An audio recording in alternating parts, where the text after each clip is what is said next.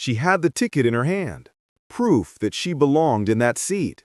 But sometimes paper isn't enough when prejudice takes over.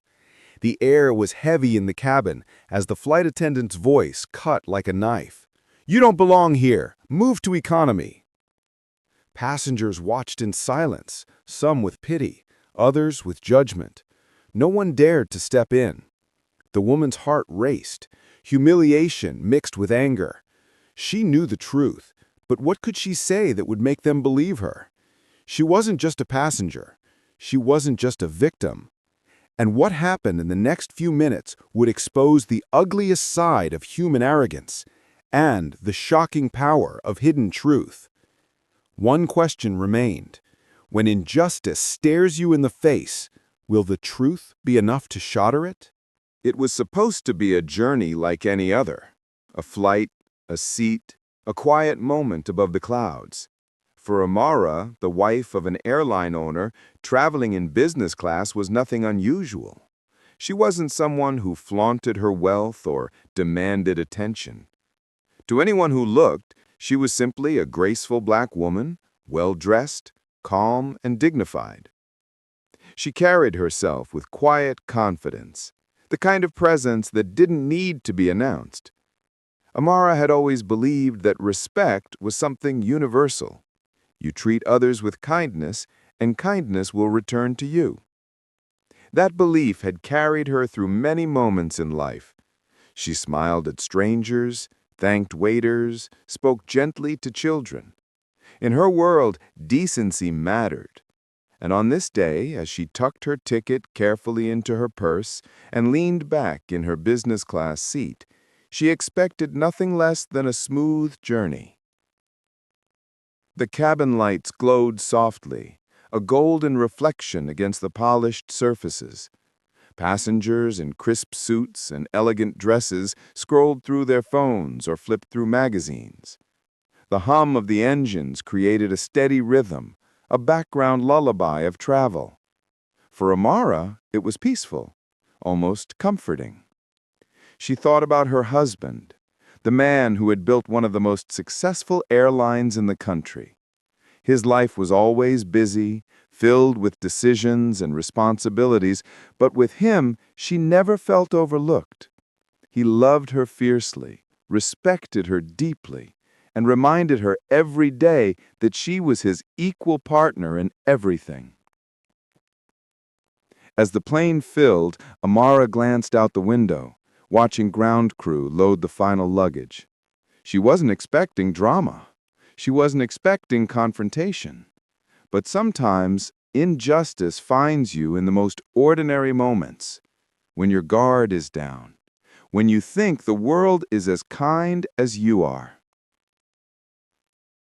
Somewhere down the aisle, footsteps approached. At first, Amara didn't pay attention. Flight attendants always moved briskly before takeoff, checking seatbelts, greeting passengers. But there was something different in the tone of this one's voice. A sharpness, an edge. A young woman in uniform, her eyes narrowed, stopped beside Amara's seat. She looked at her not with politeness, not with warmth, but with suspicion.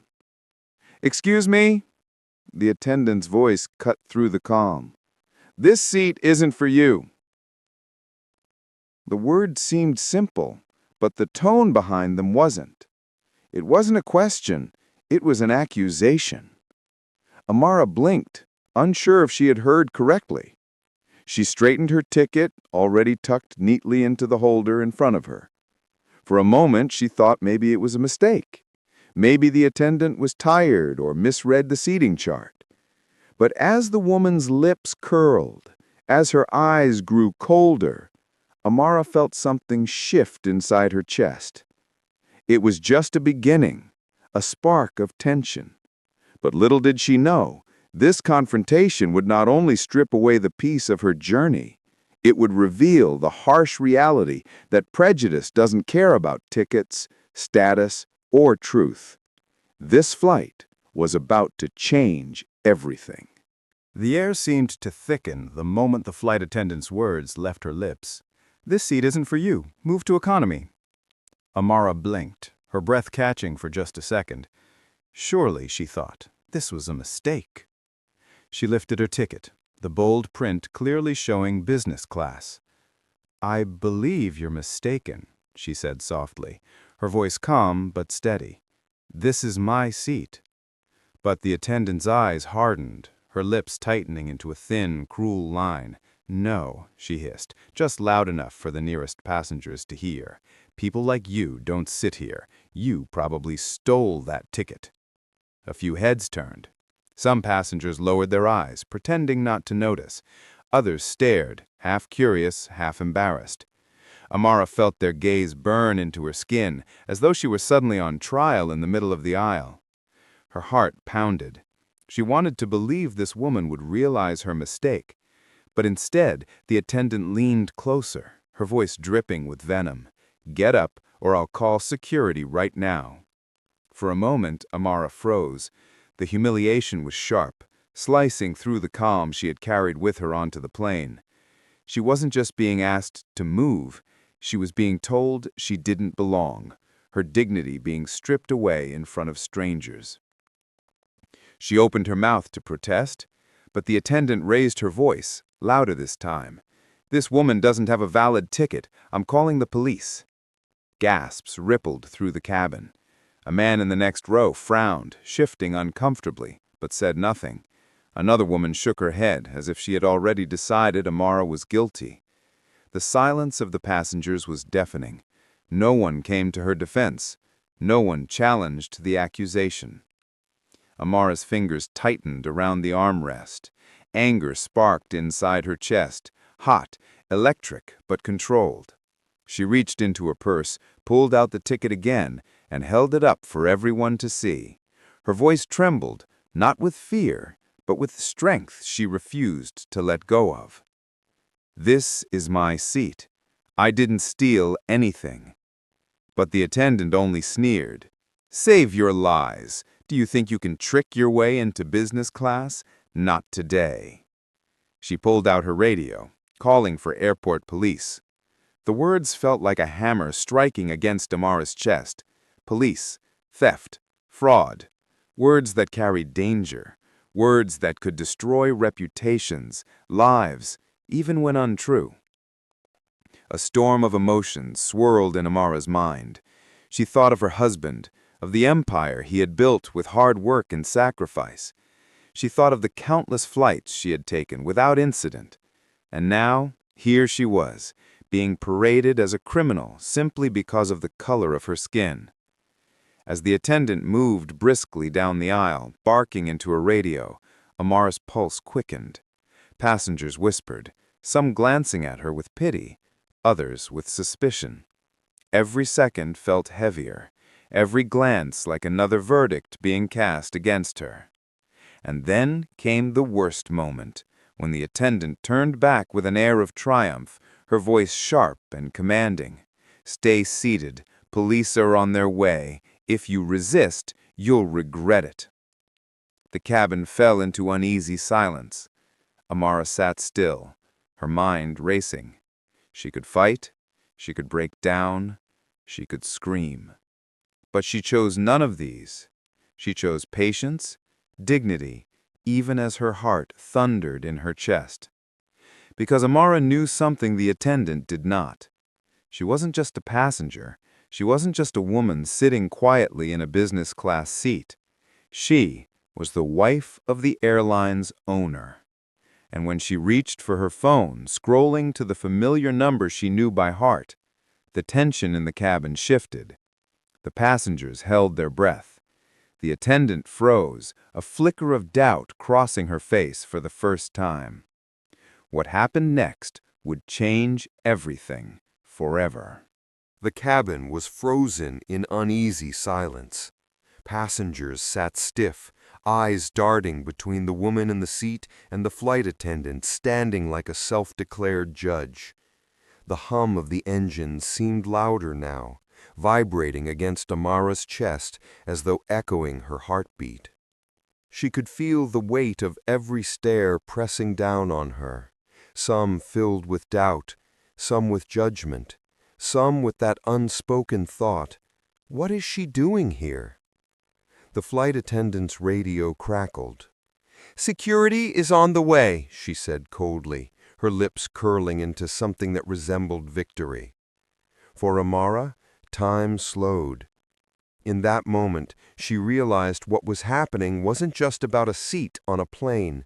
It was about her dignity, about the centuries-old story of being seen as less than. She tightened her grip on her phone, her knuckles pale against the dark leather case. She dialed. The ringtone seemed deafening, every buzz pulling more eyes toward her. Passengers leaned closer, whispering. The attendant narrowed her eyes, suspicion sharpening. "Who are you calling? This won't help you." Amara didn't respond. She didn't need to. The call connected. A familiar voice answered.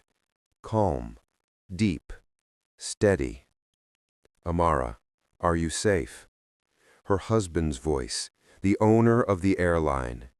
Relief surged through her chest like air filling starved lungs, but she kept her voice steady, low, controlled.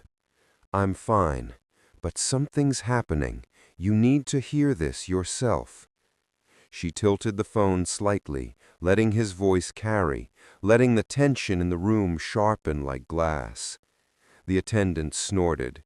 "You think calling someone will save you? I told you, you don't belong here. I know people like you, always trying to sneak in where you don't belong, always pretending, always—" Her words sliced through the air, harsh and deliberate, designed to humiliate. But then, from the phone, a quiet command. "Put her on." She lifted her chin. "The owner of this airline would like a word with you." The words hit like thunder. The flight attendant's face twitched, her confidence faltering for the first time. She hesitated, glanced around as though searching for an escape, then laughed nervously. "Nice try. You really expect me to believe?" "Put her on." The voice from the phone cut through every layer of doubt, authoritative, undeniable.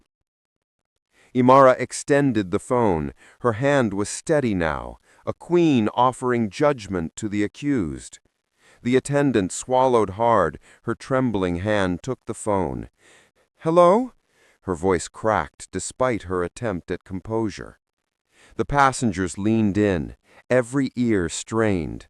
The cabin wasn't just a cabin anymore. It was a stage, and justice was about to be performed. The voice on the other end was calm, but each word carried a sharpness that sliced through the air. "I am the owner of this airline, and the woman you are humiliating in front of my passengers is my wife." The attendant froze. Her lips parted, her eyes wide, disbelief flooding her face. She stammered, I didn't know, sir. I thought she looked—" "Enough!" The voice boomed now, unflinching. "You didn't think. You judged. You humiliated. You endangered my wife's dignity and safety. And you did it with the arrogance of someone who thought she'd never be held accountable." Gasps spread through the cabin. Some passengers covered their mouths. Others looked down, ashamed they had stayed silent. The silence that once suffocated Amara now shifted into something else. Vindication. The attendant's face turned pale. She tried again, desperate. "Sir, please, I didn't mean—" "She had a ticket, but I thought it was—" "You accused her of theft. You threatened her with police. You tried to strip her humanity in front of strangers. Tell me, would you have done this if she were anyone else, or was it her skin that gave you the excuse?" The words landed like fire. Amara's eyes welled with tears, not of weakness, but of release. For the first time in those harrowing minutes, someone spoke the truth out loud. The attendant trembled, glancing around for sympathy, but found none. The passenger's silence was now heavy with guilt. "Sir, please, I was only doing my job." "Your job is service. respect, safety, not hate, not humiliation, not racism. His voice grew colder, each syllable an iron hammer. You no longer work for my airline. The attendant gasped, her knees buckling. Please, no, please, I need this job. I didn't mean. Amara watched, her chest rising and falling with controlled breath. She had endured the humiliation. Now she watched justice unfold. Her husband continued, his voice low but sharp. You will disembark this flight immediately. Security will meet you. And let this moment be a lesson. Prejudice has no place in my airline, or anywhere. The attendant's eyes filled with tears. She dropped to her knees beside Amara's seat, her voice desperate, begging. Please, forgive me. I didn't know. I was wrong. Please tell him not to fire me. For the first time since the ordeal began, Amara spoke, not as a victim, but as a woman reclaiming her power. Her voice was calm, measured, and unshakable. You didn't see me. You saw only what you wanted to see, and that blindness cost you more than you imagined. The words sank into the air like a blade sliding home.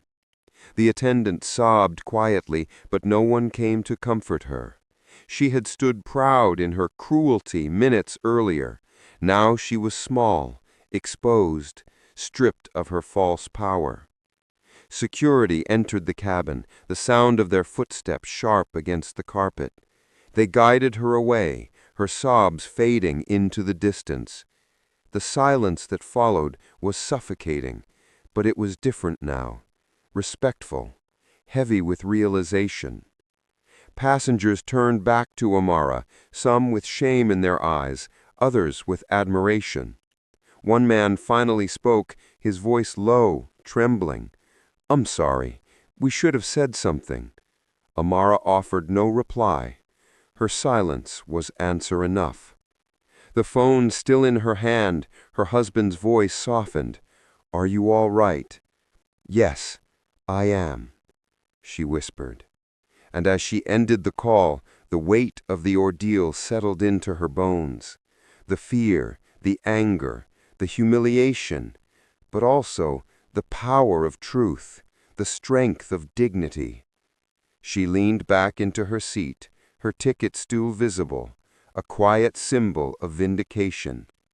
The hum of the engines filled the silence again, but nothing about the cabin felt the same. This wasn't just about a seat. It was about a lesson burned into every soul who witnessed it. Racism lives in silence, in arrogance, in unchecked power.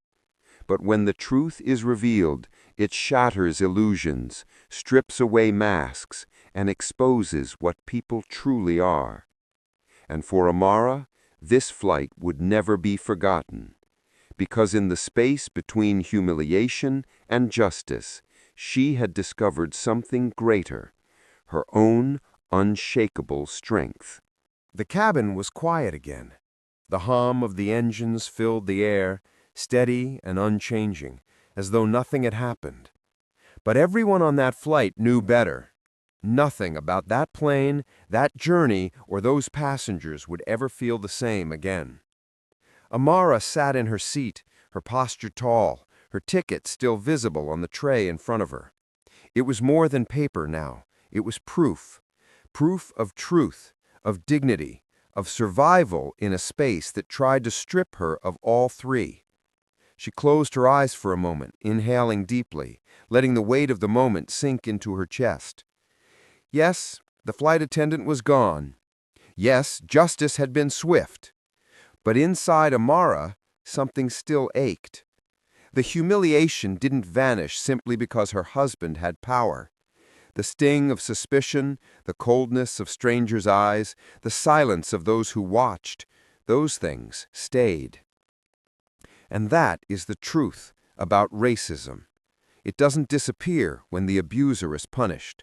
It lingers, like smoke after fire, seeping into every corner of memory. As the plane soared higher, the passengers shifted uncomfortably in their seats. Some tried to go back to their magazines, their phones, their champagne, but their hands trembled. Their eyes betrayed them. They had witnessed something ugly, something they couldn't unsee. One man leaned toward Amara, his voice barely above a whisper. "I'm sorry," he said. "I should have said something. We all should have." Amara looked at him, her gaze steady, neither forgiving nor condemning, just seeing. "Silence is also a choice," she said softly. Her words weren't cruel, but they landed with weight. He lowered his eyes, ashamed.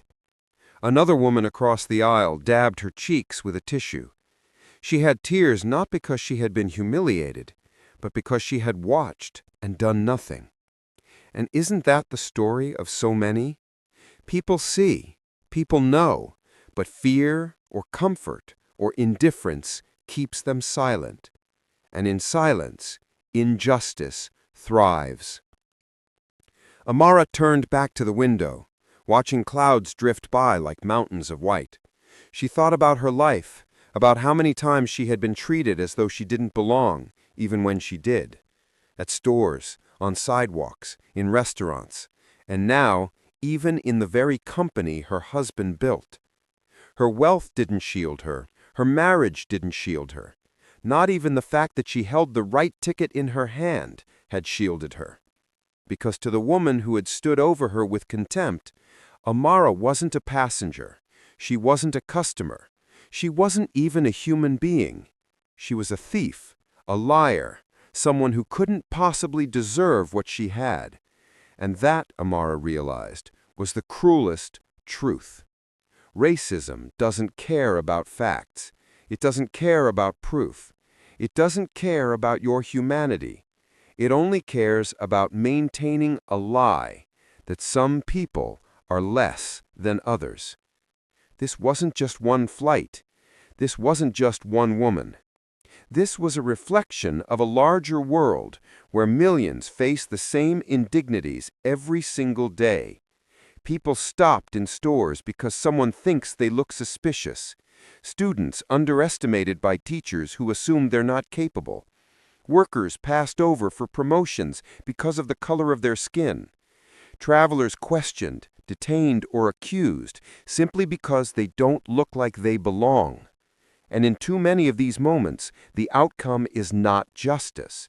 Too often there is no husband with power to intervene, no phone call that changes everything. Too often the humiliation ends in silence, in fear, or worse, in tragedy. So while Amara's story had a resolution, it also left a haunting question. What if she hadn't been the owner's wife? Would anyone have listened? Would anyone have believed her? Or would she have been dragged off that plane, her dignity shattered, her truth erased? As the plane continued, the passengers couldn't shake the image. A woman, quietly holding her ticket, accused of theft, threatened with police, nearly stripped of her humanity, all because of her skin. Some passengers promised themselves they would never stay silent again. Some wrestled with their own prejudices, wondering how often they had judged without even realizing. Others sat in shame, knowing they had just watched an injustice unfold in front of them and chosen comfort over courage. But that is the uncomfortable gift of witnessing racism firsthand. It forces reflection. It forces a choice. Do you stay silent next time, or do you speak? When the plane finally landed, Amara walked through the terminal with her head high, not because she felt victorious, but because she refused to be broken. People stared, some with admiration, others with discomfort, but she didn't flinch. Her husband met her at the gate, his eyes filled with concern. She smiled faintly, though her heart was heavy. He embraced her, whispering, "I'll make sure this never happens again." But Amara knew better. It would happen again. To someone else, in another place, with another face, unless people learned, unless people changed. She thought of the attendant's face, the arrogance, the cruelty, the collapse into pleading tears, and she realized something profound. Racism dehumanizes everyone.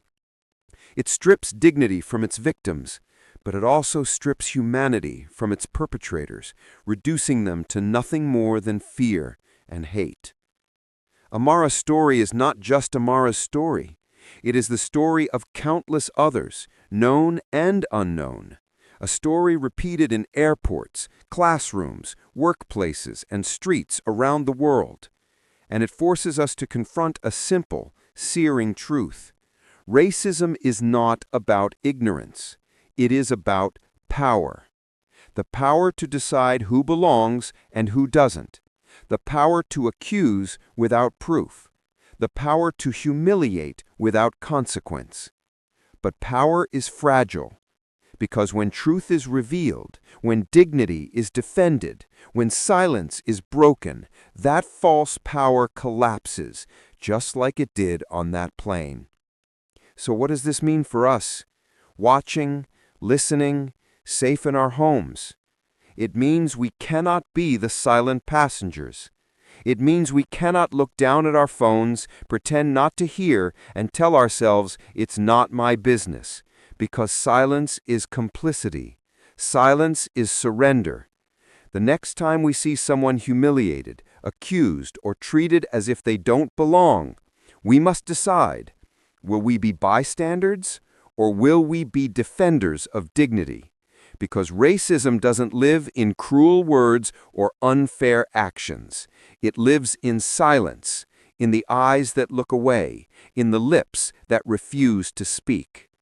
And if we want to change the story, if we want to write a different ending, not just for Amara, but for everyone, then silence is no longer an option. Amara made it home that night, but she was not unchanged. The sting of humiliation, the echo of cruel words, the silence of those around her, it stayed with her. It reminded her that even privilege and power cannot shield you from prejudice. But she also carried something else: strength, dignity, proof that truth, when revealed, can strip hate of its disguise. And now, her story belongs to us. Because this is not just about one woman on one plane. It is about every person who has ever been told they don't belong. Every soul accused, doubted, or dismissed for no reason but the color of their skin. So I ask you, how many more times must this story repeat before we decide to change it? Will you stay silent, or will you speak? The choice is yours.